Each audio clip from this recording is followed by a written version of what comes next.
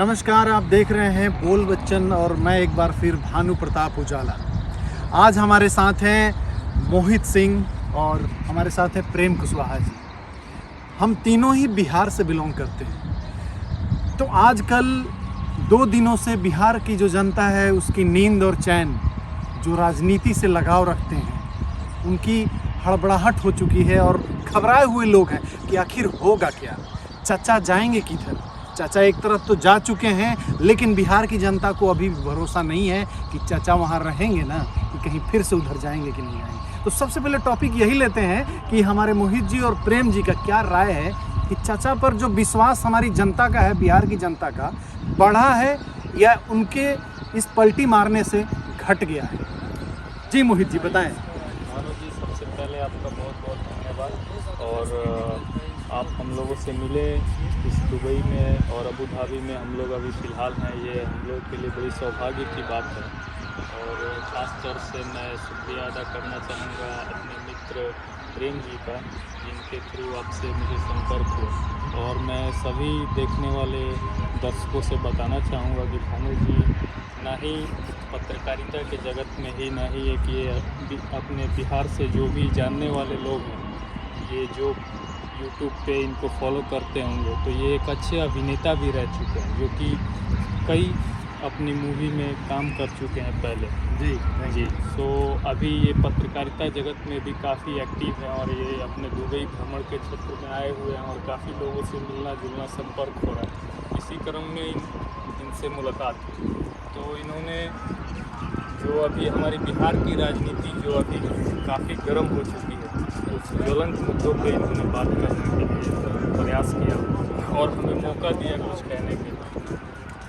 जी, बिहार के जो हमारे माननीय मुख्यमंत्री श्री नीतीश कुमार जी, ये काफ़ी एक कहेंगे कि काफ़ी समझदार व्यक्ति कहें और हर तरह से हर एक चीज़ों को बारीकी से समझने वाले व्यक्ति के रूप में जाने जाते हैं और बिहार की राजनीति को बड़ी अच्छी तरीक़ों से समझते हैं और उस पर काफ़ी अच्छी पकड़ है।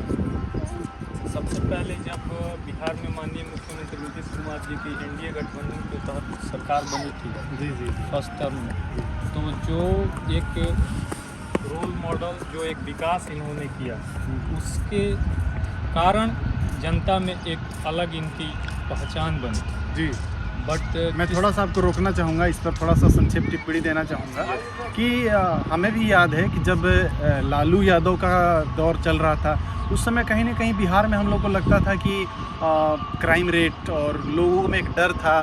6 बजे 7 बजे के बाद मार्केट से आना जाने में थोड़ा सा सोचना पड़ता था। जी, तो नीतीश जी का तो ये धन्यवाद करना ज़रूरी है कि उन्होंने उस दौर से बिहार को निकाला और एक ऐसा समाज बनाया, ऐसा हमें शाम बिताने का मौका मिल रहा है अब कि 8 बजे भी आप अगर निकलते हैं मार्केट से तो आप गांव जा सकते हैं। जी बिल्कुल, उसमें दो राय नहीं है।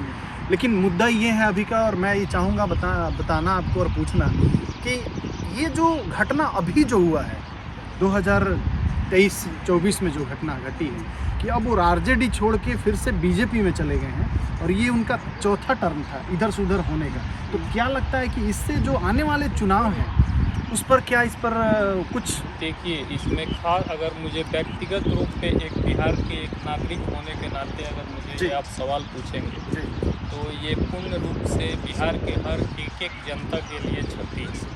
क्यों, जिस तरह से राजनीतिक घटनाक्रम बिहार में चेंज हो रहा है, हर 10 महीने पे 15 महीने पे हमारी सरकारें चेंज हो रही हैं, ये कहीं ना कहीं जो है ये बिहार के लिए दुर्भाग्यपूर्ण है, क्योंकि बिहार एक पिछड़े हुए राज्य के रूप में जाता है।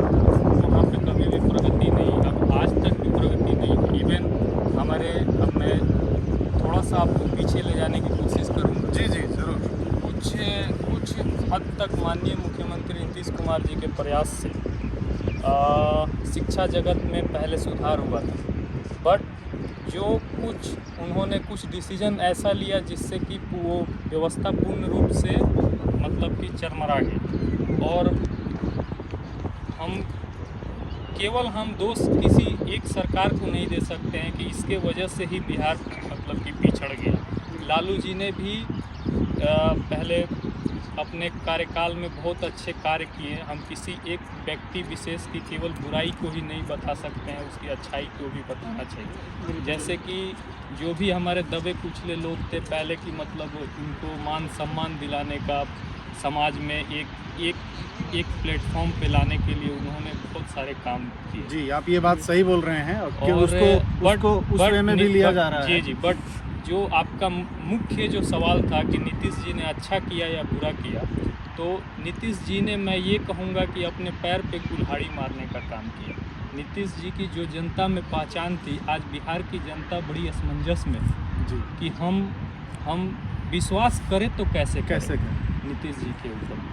तो ये स्थिति हो गई है और अभी बिहार के जनता को एक स्टैंड लेना पड़ेगा कि वो किस राजनेता के ऊपर में विश्वास करे जिससे कि बिहार का आगे ग्रोथ, जिसके पास समय मिले। और ख़ास तौर से अभी मैं अगर एक हमारे युवा पीढ़ी में हमारे तेजस्वी यादव जी हैं, तो उनकी कुछ सोच, कुछ धाराएं काफ़ी तरीके से उन्होंने जो पहले की आरजेडी थी और जो अभी का जो आरजेडी का जो पूरा फुल रोड मैप है वो काफ़ी चेंज हो चुका है। उन्होंने एक तरह से मैं कह सकता हूँ कि पार्टी को पुनः न्यू लुक पार्टी के प्रयास किया। ये बात बहुत अच्छा आपने उठाया। इस बात पर बहुत सारी चर्चाएं भी हुई हैं, कई सारे न्यूज़ चैनल में भी अच्छे संपादक ने भी बात उठाया है कि जब लालू यादव का शासनकाल रहता था और कुछ ऐसा राजनीतिक उठापटक होता था, हाँ, उसमें तो होता रहता है। पटना हो, राजधानी हो, तोड़ फोड़, नारे लगाना, दुकानें तोड़ना, बंद करना, ये सब होने लगता था। लेकिन कहीं न कहीं तेजस्वी यादव की पकड़ मजबूत है अपनी पार्टी पर और अपनी पार्टी के कॉन्सेप्ट पर कि इतना बड़ा खेला होने, हल्ला करके खेला होने के बाद भी कोई ऐसा अपशब्द नहीं बोला है तेजस्वी की तरफ से, कोई ऐसा उसके पार्टी के लोगों ने कहीं तोड़फोड़ नहीं मचाई, धरना प्रदर्शन नहीं किया। तो ये एक तरह से दिख तो रहा है कि कुछ अलगाव हो रहा है। ये एक जनता में अच्छा मैसेज जाने का संदेश जा रहा है जनता में, और बिहार की तमाम जनता इस बात को काफ़ी अच्छी तरीक़ों से समझ भी रही है कि हमारे राज्य में क्या हो रहा है और हमें क्या करना है। तो मुझे पूर्ण रूप से विश्वास है कि आने वाले जो भी विधानसभा के चुनाव होंगे उसमें कुछ ना कुछ हमारे बिहार की जनता अभी वो पहले वाली बात नहीं रहेगी। बेशक हम पिछड़े हुए हैं, बट हम इतने ज़रूर जागरूक हो चुके हैं कि हर एक नागरिक को पता चल चुका है कि हमें करना क्या है। तो आने वाले जो चुनाव होगी उसमें बहुत ही अच्छा मैसेज जाएगा जो कि पूरी तमाम बिहार की जो तमाम पार्टियां हैं उससे आगे के लिए सीख लें। चलिए, हम लोग इसी पर राय जानना चाहेंगे प्रेम जी से कि प्रेम जी, आप ज़रा बताएं कि अभी जो 12 तारीख को कल जो विश्वास मत के लिए वो होना है, फ्लोर टेस्ट होना है, उसमें क्या लगता है आपको कि क्या होगा? अभी उसमें तो देखिए जेडीयू के विधायक टूटेंगे या नीतीश जी अपनी पार्टी के विधायकों को बांध सकेंगे? क्योंकि एक सुराग यहाँ लग रहा है कि परसों या कल उन्होंने एक डिनर पार्टी उनके घर पर, किसी विधायक के घर पर था जेडीयू के, जिसमें कि 5 से 7 विधायक उनके नहीं पहुँचे थे। तो क्या लग रहा है आपको कि क्या होगा? क्योंकि ये फ्लोर टेस्ट बहुत ही क्योंकि इससे पहले भी बहुत बार ऐसा हुआ है, कोई बोल भी नहीं सकता है। क्योंकि बिहार की जो पॉलिटिक्स है कब कैसे बदलेगी कोई नहीं बता सकता है, और अंदर क्या चल रहा है ये तो अभी कल मालूम पड़ेगा। कुछ तो लोग बता रहे हैं कि ऐसे टूटने वाली है, लेकिन बोल नहीं सकते हैं ऐसे कि टूट जाएगी। लेकिन देखते हैं कल क्या होता है, कल के बाद से न्यूज़ में क्या आ रहा है और सामने क्या है। जी, तो चलिए हम लोग इन सारी बातों को ध्यान में रखते हुए, मद्देनज़र रखते हुए अब अपनी इस प्रोग्राम को और इसकी बातचीत को यहीं ख़त्म करेंगे। और कल फ्लोर टेस्ट में क्या होगा उस पर पूरी नज़र बनाए रखेंगे हम लोग। और फ्लोर टेस्ट के बाद, जैसा कि मोहित जी ने बोला, जैसा कि प्रेम जी ने बोला कि राजनीति और क्रिकेट दोनों ही अनिश्चितताओं का खेल है, तो इस खेल पर ध्यान रखेंगे हम लोग। देखते रहिए आप बोल बच्चन, और आप भी खुश रहें, मस्त रहें, मंदमस्त रहें।